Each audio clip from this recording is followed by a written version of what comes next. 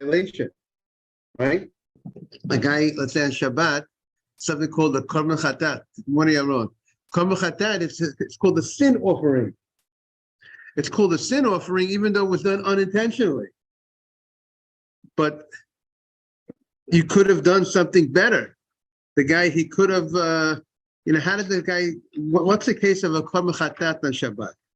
The case of a Korban Chatat on Shabbat is when a person goes ahead and one of Mr. Batesh, he forgot it was Shabbat. And he goes ahead and he makes a fire on Shabbat, even though he forgot it was Shabbat. So that's a sin. What's the sin? How do you forget it was Shabbat? Did you ever forget your name? You ever forget something? How do you forget that it's Shabbat? Forgetting that it's Shabbat. Now, a person who has what is it called? Old timers, and they forget. That's an ones. That's not his fault. He has a condition, but that's not. We're not going to call that a shogeg. A guy who has mental. What do you say? But a shogeg is a shogeg, meaning not forgetting that it's Shabbat is a very big sin. It's a big enough sin that you have to go to bring a korban to the Beit HaMikdash. You have to make a visit to the Beit HaMikdash and bring an offering. It's called the Korban Chatat. It's a sin offering for forgetting that it was Shabbat, right, Mr. Tafting? Right. And now, if a guy knew it was Shabbat, but he didn't know that I was not allowed to do it, I didn't know I can't do this on Shabbat. I thought I could cook on Shabbat. He has to bring also Korban Chatat. Not knowing the law is also not an excuse. We're not gonna kill the guy. But not knowing the law, say it again, means a sacrifice. Those are the two cases of Korban Chatat, two types of situation that a person would bring Korban Chatat. For not knowing, or not knowing it's forgetting it's Shabbat, or not knowing the thing is forbidden. So now but our Gemara is not talking about, now the Korban Chatat, to bring an offering called the sin offering, is only if the sin, if you do a sin of something of the magnitude that if it would have been done, good morning, Jaime. If that sin would have been done intentionally and it would get a punishment of karet or above, that type of sin, karet means cut off from the next world. That sin, if he does unintentionally, has to bring a korban. But if a guy unintentionally does a sin that if he would have done it intentionally will not be that level of punishment. Let's say lashes punishment if he does it intentionally. The guy eats not kosher unintentionally, he does not have to bring a korban. It's called a lower level sin. A lower level sin done unintentionally does not need a korban. A high level, in order to bring a korban, an offering to be obligated to bring a korban by doing a sin unintentionally, has to be a high level sin that was done unintentionally. You understand what I'm saying, Mr. Haber? Okay. Now we're back to the Gemara we are on 16b. In the article 16b2. Amar Abaye. Ochel potita. Abaye says, if a guy eats potita, everybody has the Gemara. Rashi says potita is a bug that's in the water. So ochel potita, if he eats a potita, loka arba'a, he gets 4 sets of lashes for eating potita, because there's 4 different psukim, 4 different verses in the Torah that apply to this, that prohibits this type of act. What is this set? Say it again. A set is 39 lashes. So 4 times 39. 4 times 39. It's bad news, right? But you should know if a guy uses a razor on his beard, he has 5 sets of lashes. Because it's 5. If he uses a razor and he does a full shave, there's 5 corners of his beard that he's that he's violated. We'll see more as we come to that. As we come to it later, we're going to see there's the possible to be even 6. Eating a hornet, we're going to see it's 6. Only, he must be a guy in good shape. He's in good physical shape, nice and young. We'll have to. Okay, we'll have to learn exactly how they, between sets, what, did they weigh that all or not? We'll have to see when we get to that Gemara. We're going to get to the Gemara that are going to discuss the administration of the Malkut, and we're going to get there, Bez Hashem. That's towards the end of the tractate, and we'll get more information on that. Okay. Is it all creature?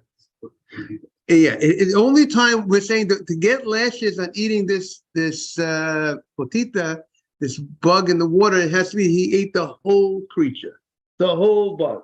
Part of the bug he will not get because it's less than a kazayid, less than an olive slice. He will not get.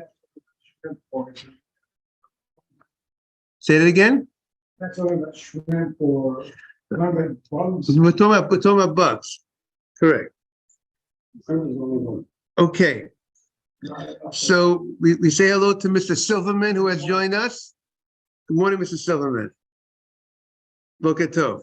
Okay, we are on Tez Zayin number base 16b in Makkos. We are about halfway down the page, a little over halfway down the page. Well, daf again. Sorry, what's the daf? Tez Zayin number base 16b. Got it. The Gemara says,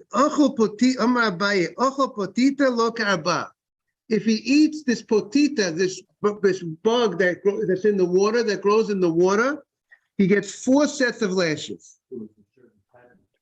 It's a certain type of bug that's from the water. We're going to be identifying different types of bugs. Bugs from the water and bugs on the ground. Bugs on the ground are going to be even more lashes, more sets of lashes, an extra set for good luck. Okay, an extra set of lashes for the bugs on the ground. Again, we're talking about intentionally. He was warned. He knows what he's doing. He was warned, Mr. Haber. He knows it's the bug. If you don't see a bug, you can't see it with the naked eye. There's no prohibition of a bug that you can't see, even if the bug is there. If it's not possible to see it, the only way to see it is with a microscope. That's not the prohibition of Rabbi, is there anything like avodah zarah that used to exist on people that desired to eat bugs, or this is just exemplary? Explain what you mean by that avodah zarah example. What do you mean? In other words, the way we don't have appetite to eat bugs today, we also don't have appetite to do avodah zarah. Was this common at the time? So that's a good question. We're going to find a Mishnah later on. There's going to be an opinion that says that really people don't have any desire to eat bugs. And the reason why Hashem gave this mitzvah is more to give reward for us. Because Ratzah Kadosh Baruch Hu Zakot Etz Yisrael, he wanted to give us reward. And people don't have a desire to eat bugs, according to that opinion in the Mishnah. And so the Torah gives us this mitzvah to it's a freebie. It's a freebie, exactly. It's a nice freebie to give us a lot of reward, because every time we don't eat the bug, we're going to get reward for following the Torah. Same thing with all the kelalot. The kelalot in the parasha of what is it? Where the kelalot in? Kitavo. Kitavo. So in Kitavo, the kelalot, there were 6 tribes on one mountain, Mount Ebel, and the other one on Mount Gerizim. The curses and the kelalot and the berachot. And the kelalot were also mitzvot that Hashem gave us, that we're not inclined to kill, we're not inclined to steal, we're not inclined to, do bad. So all those are mitzvot that Hashem gave us as a chesed. Very good. But I would just say, Mr. Silverman, there are some of those mitzvot that might be not as, maybe some of them fit in that category, but like one of them is cursed be the person who talks Lashon Hara. So that Lashon Hara is something that a person does have, inclination to. At least according to the way Rashi interprets that klala. The Targum says it's referring to someone who hits his friend from behind. So that would fit more in your pshat. That's not actually something more, or something killing more- a person. Killing a person is Lashon right, Hara. right. Very good. So we find this concept that God is interested in giving us reward. Therefore, he gives us certain mitzvahs. Mr. Haber, again, you were saying, good morning, Ariel, good morning, Yehuda, good morning, Morris. Mr. Haber, you were saying something again. Okay, sorry. Why should we get a reward? Because again, why should we get a reward? Because Hashem wants to give us reward. God wants to give us reward. Like a father wants to give a son reward. But in order for me to, it's like, you know what? A father wants to give a salary to his son. But the son has to do some work in order for him to justify he wants to give him a salary. He has to give. So I gave you something to do. You did it. I gave you the easiest task to do. Now I give you a reward for it. Because you're officially you're doing something. You're listening to the boss. You hear what I'm saying, Mr. Abraham? Okay. Yes. Yesterday would be the case of the finish of the wall, right? Right. And they didn't, the Rabbi Yehuda still, one time it happened, he gave lashes to the guy. Right. He didn't say how many lashes. Right. The Gemara didn't clarify before. The case of yesterday is not in the one rely on this one. Right. So he's bringing up a good point. The Aron is bringing up a point yesterday, because yesterday the Gemara says that the rabbi did not tell us how many sets of lashes for eating that worm that was in the cabbage. Right. The Gemara yesterday didn't, but now the Gemara is Abaye is coming to say how much more detailed on how many lashes will we give the person for the set. The question would be, would there be a machloket between these two people? That there is a discussion about that. But now we're going with Abaye's opinion. We're focused on Abaye's opinion. Abaye says if you eat this bug in the water, he gets, we're on 16b, everybody, 16b2. If in the right side, right bottom. If you eat the potita, you get 4 sets of lashes. Nimala, if a person swallows a nimala, a ant. So an ant is not in the water, it's a bug that's on the ground. So that bug on the ground is loka chamesh. Mishum sheretz hasharitz al aretz. Because of the pasuk that discusses a teeming, creeping, small little things that go on the ground. There are 5 different psukim in the Torah that apply to 5 different losases in the Torah that apply to these little creepy bugs that will go on the ground. So there's 5 sets of lashes for such a violation. They're on the ground, they're little things. They're little things that go on the ground. They're small. An ant is pretty small. Here they are. Here the Pesukim. They're in the Vayikra, Devarim, Vayikra. Right. Rashi goes through the different psukim that Rashi says there are 2 psukim there's the 2 prohibitions that refer to both the bugs in the water and both the bugs on ground. There's 2 psukim that are referring to those type of prohibitions, Rashi says, and then there are specifically 2 prohibitions written additionally for things that are for the water, bugs in the water, and there's specifically 3 prohibitions in addition to the 2 that are written for the bugs on ground. Okay, Yes. technical question. Yes. How are you reading that this is sets as opposed to 3 or 5? Because like remember in the beginning it says Kesad, if you go with them, you get Arbaim Makkos. It's like Right. 40. Right. Because here we understand. Here it's saying 3 or 4. Yeah. It's understood when you say 3 or 4, because it's understood they're referring to sets of lashes. We're not referring to 1 or 2 or 3 lashes. We don't, because that's not how we do lashes. Lashes start 1 and 8. It comes in certain sets. It has to be divisions of 3. Well, we're going to see it has to be everything has to be divided by 3. You can't give a guy a lash. I mean, if a guy can't take 39 lashes, we wouldn't give a guy 25 lashes, because it's not divided. You can't divide 25 into 3. But a certain thing has to be divisions of 3. So when it says over here, we give 5 lashes or 4 lashes, doesn't mean 5. It means 5 sets of lashes, as Rashi explained, because of the different prohibitions. Now, if a person eats a tzirah, a person eats now a hornet, So that's a little, that's also, that goes on the ground. It does go on the ground, but it also flies. So it has both the aspect of being part of the family of creeping these small little bugs, small little creatures that will be sheretz al aretz, and therefore for a tzira, for a hornet, you would get 5 for that, for like every other small little, but there's an extra one for good luck, because it's also, there's a pasuk, because it flies, and the pasuk says, Hol sheretz ha'of, any sheretz ha'of tamehu. So sheretz ha'of, so there's another verse that says that this now is also part of the bird, small little bird, a flying little creepy animal, that is a 6th prohibition, where the Torah says, when Torah prohibits this, so therefore there are 6, that's the 6th prohibition. Now, Amar, you mentioned about locusts, right? Or the grasshoppers. You should know there's kosher ones too. Right, there are kosher ones also. There are kosher grasshoppers, but there's a beautiful story with the Orach Chaim HaKadosh. The holy Orach Chaim HaKadosh, when he came to Morocco, good morning, Mr.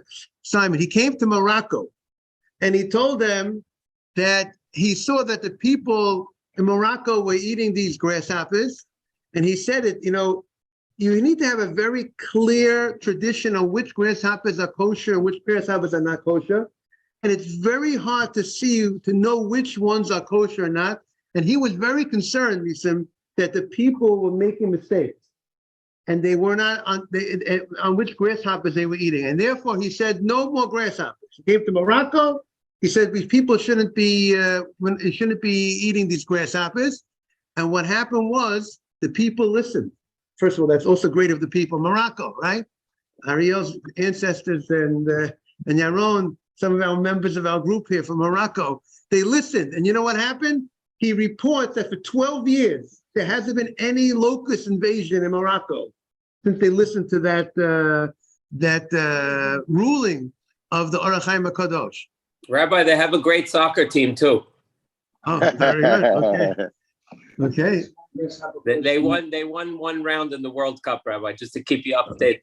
Okay, very good. But I would tell you, you should look in the Art Scroll Stone Chumash, in Parashat Shmini, where there's the laws of the grasshoppers, where they bring down this story with the Orach Chaim HaKadosh. So you can always look at the Stone Chumash, the famous blue Stone Chumash, where they have this report. It just shows you how everything in this world is connected to the Torah, and based, if you keep laws of Torah, how it affects the world, how it affects whether we're going to have a locust invasion or not.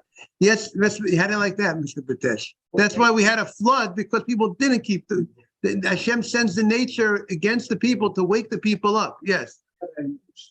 What makes one and one not kosher? Right. There's different laws because with the feet and different things.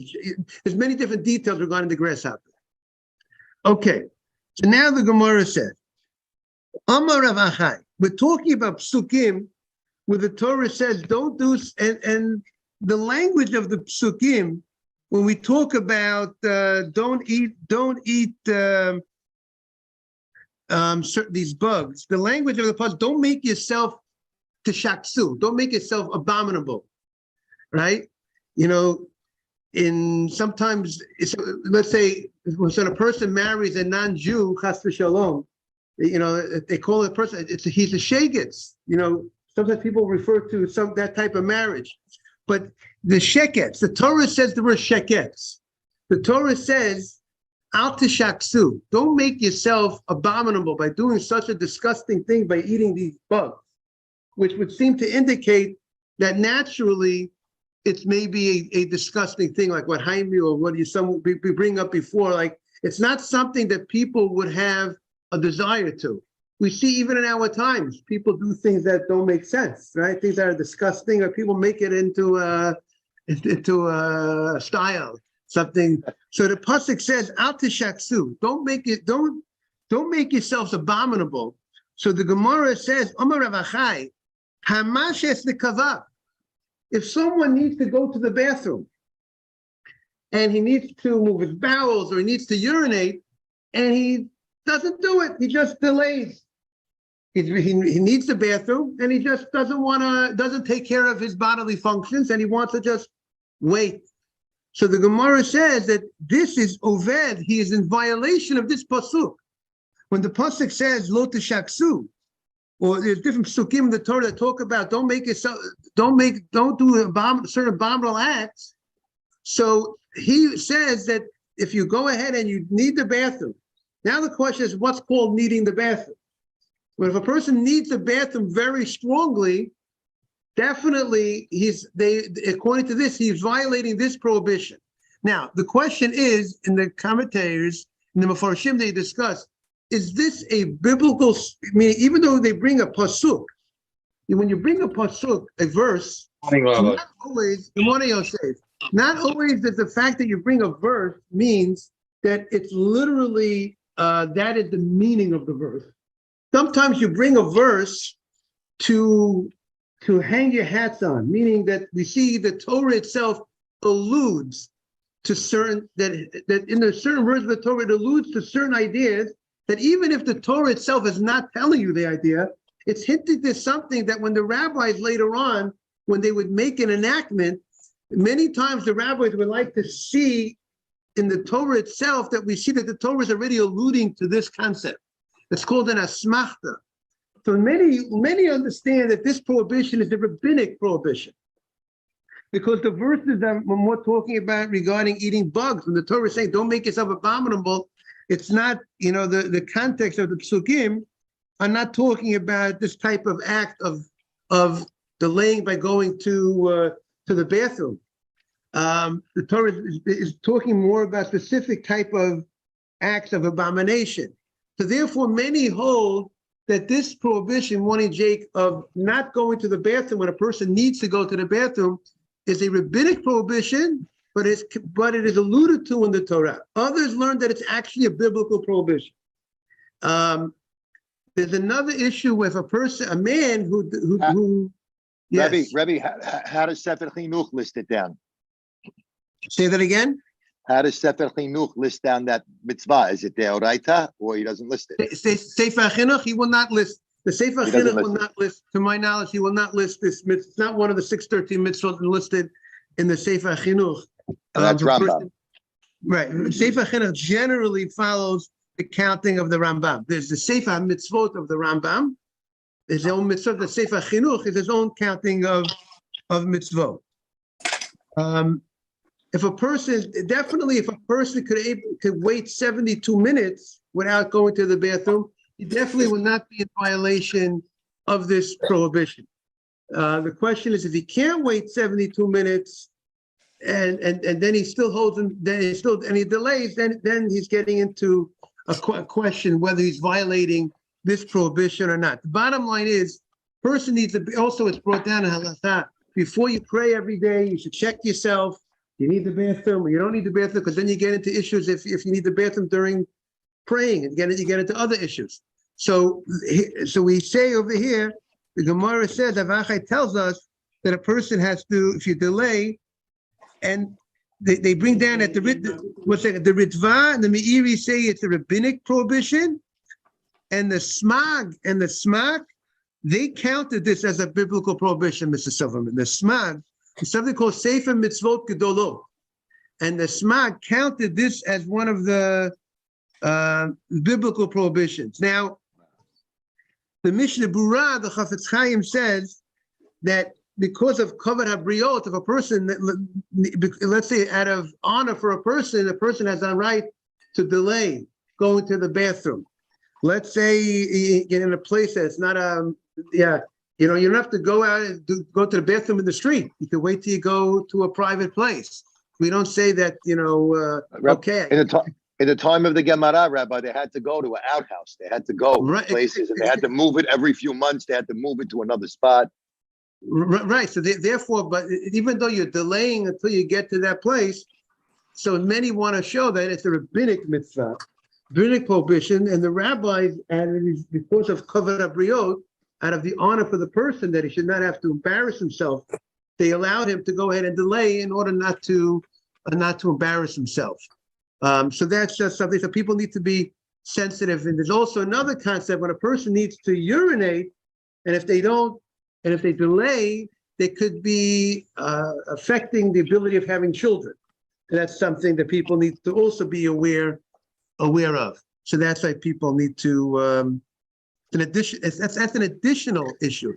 The Gemara is not even discussing that issue. That's a different issue in the Torah. You shouldn't do things to yourself to make you unable to have children. Okay, now the Gemara continues. Omar of Bibi bar Abaye.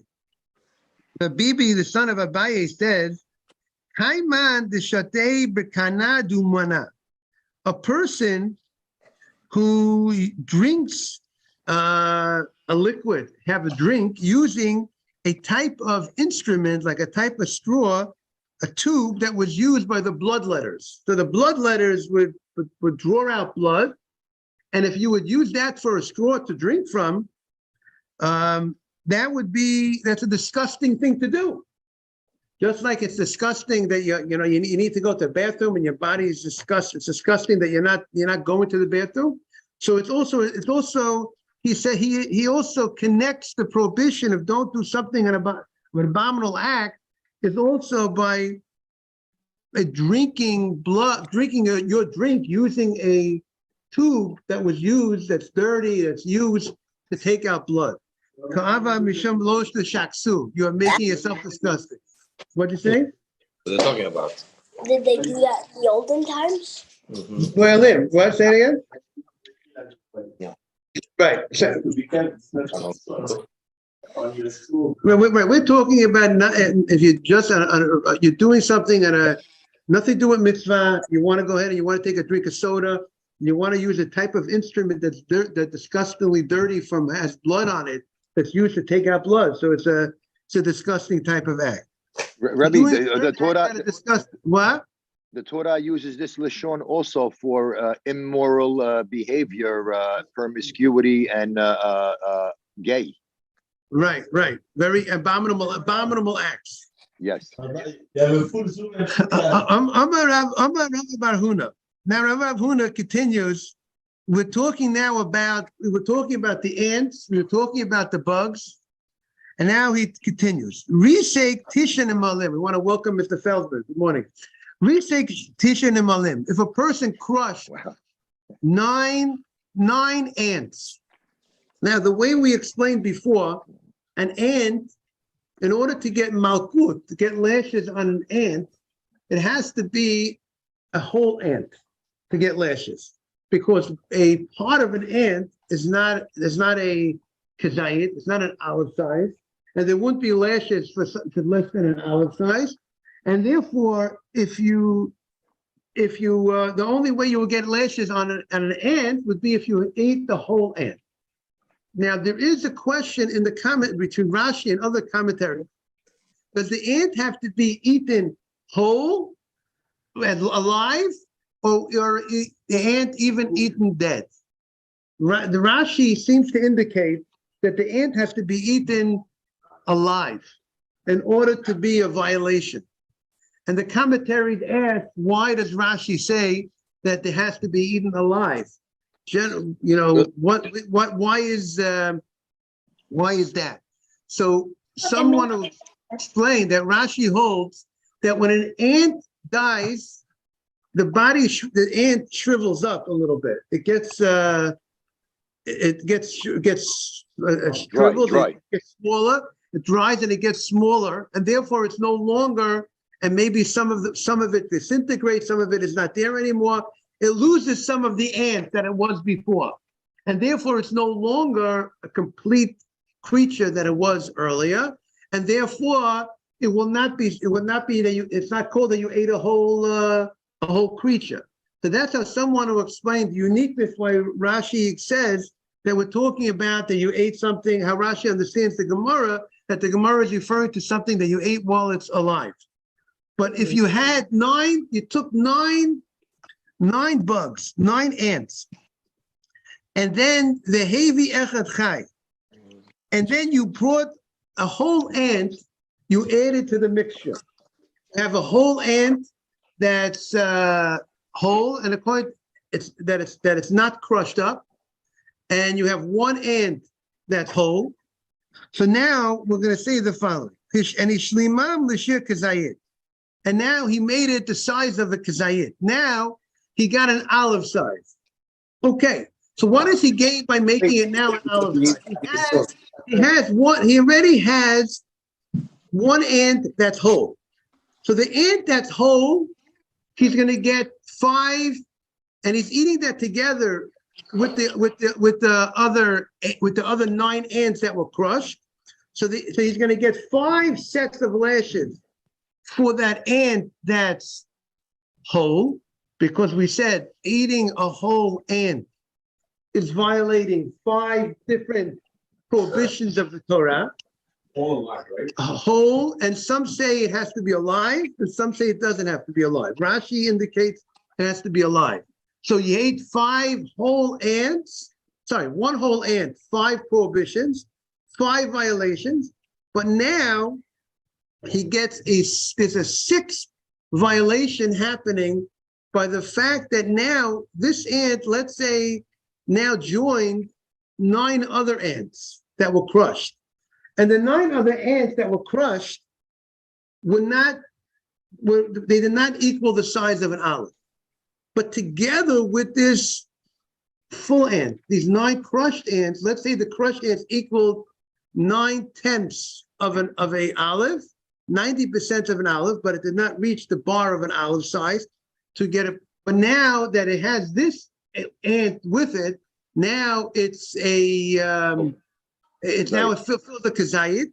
So now it's an additional prohibition will kick in. What will be the additional prohibition will kick in? Would be now it's the kazayit of nevela. Now you have eaten a olive size of a dead item that was alive and now dead. So now there's going to be a sixth prohibition for this nevela. So that's what the Gemara says. He goes ahead and we'll read it again. Amar Rabba bar Huna, and Risek Tishan and Malin. He crushed 9 ants. And he brought 1 whole ant. Hishlimam lekazayit. And as a result of that, now you have an olive size. So logesh shesh. You will get 7 sets of lashes. Chamesh, 5 sets of lashes. Mishum b'riya. Birya.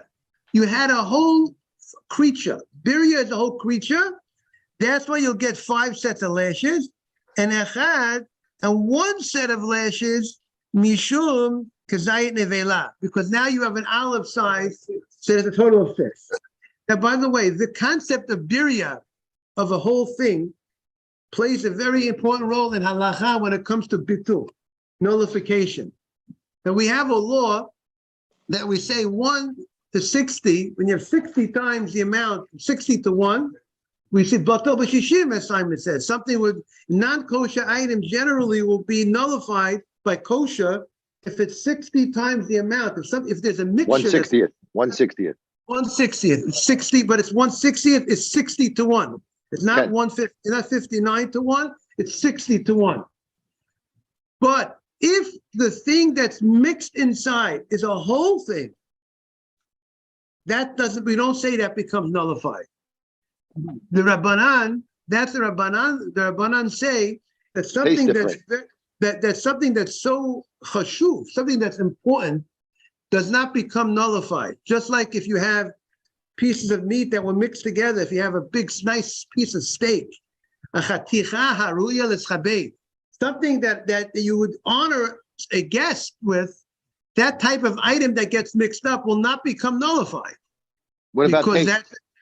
What do you say? Also, taste also destroys it. Right. So even though technically you might have knocked, even though you might have the taste that you don't even taste the thing anymore because it's 60 times more than the item. But the fact that the item has certain chashivut, it's distinguished because it's such a big piece that you would honor somebody, a type of piece that you would honor somebody, or even if it's not a piece that you honor, if it's a whole item, that it will not be nullified. Now in halacha, this also comes up regarding brachot, everybody. What about if I want to have a pistachio nut? I say a borei pri eitz on a pistachio nut. What's the bracha achrona on a pistachio nut? If I have a kezayit the size of an olive, pistachio nuts, I say a borei nefashot. But Okay. there is a question if I have a whole pistachio nut. Any food that if I ate the whole in its entirety, the whole nut, maybe I have to say a borei nefashot even on one pistachio nut. Because it's not a kazayit. It's even though it's not a kazayit, Okay. but 'Cause what it's a would whole. be, but it's a whole thing. I'm eating a whole item, a whole raisin, a whole anything. The fact that something is whole, that you ate that whole item, becomes a halachic discussion of maybe there should be an obligation of bracha achrona, even though it's I ate less than a kazayit because I ate meaning the same way a kazayit, an olive size is considered a significant amount, right? Mr. Feldman, an olive size, you ate less than olive, it's not called really eating. But if you ate a full item, even though it's less than the size of an olive, then there's a discussion. Maybe that should require a bracha achrona, and therefore that becomes like a more gray area. We try to avoid doing that because we're getting into a question. So that's, how do you like that, Nathan? Okay. Nathan says it's beautiful. That's right. Torah is beautiful. So the Gemara continues. Rav Rabbi Yochanan, afilu shnayim v'hu. Rava says the name of Rabbi Yochanan, if a guy had 2 ants that were crushed, we went ahead before we spoke about 9 ants that were crushed. But if you have 2 ants that were crushed, and then plus the whole ant, and if they came together and they made a kazayit, they made an olive size, that also would give the guy 6 sets of lashes. And Tosfos is going to discuss, we're going to have to see tomorrow more about what the chidush on this is. Rabbi Yosef says, afilu echad v'hu. Rabbi Yosef says, even if you have 1 crushed ant, let's say you have a big water bug, 1 big water bug that's crushed, and then you have v'hu, and then you have this other full bug that's between those 2 it equals a kazayit. They also would get lashes. And the Gemara says it, even though they sound like they're arguing, because one rabbi talks about 2 bugs that are crushed together with this full bug that make a kazayit, and the other rabbi, the 2 bugs together with 1 bug, and the other rabbi says even 1 bug together with the other bug. So the Gemara says they're not arguing. One's talking about a bigger bug, and one's talking about a smaller bug. If a bigger bug that comes together with another bug, if sometimes 1 big bug could be enough to make a kazayit, and sometimes you might need 2 bugs together with a whole bug to make a olive size. But we'll see tomorrow what the chidush is. Why would we think otherwise? Have a great day, everybody. Thank you all for coming. Thank you. All right, Thank you, Mr. Thank you, everybody. I want to welcome back Mr. Silverman, who joined us today. All the best. Thank you, Rabbi. Take care. See you, AJ. Take care, everybody. By the way, everybody, I'm inviting everybody. I'm having a Hanukkah dinner. I want inviting everybody to at my building. You come with your wife. It's going to be next Wednesday night. Everybody. Thank you, Rabbi. Yosef, you hear that? You can bring your family, Yosef. Next Wednesday night. Thank you, Rabbi. Thank you. Bezat Hashem. Rabbi, I drink the coffee now. It was very cold, but I finished more than everything. At the end, if you left, I don't know what the strong Ashkenaz would do. If you left the Revia 3 ounces, then it was cold. Yes. Morning, Charles. Again, so what is all this discussion? They really used to eat bugs, though?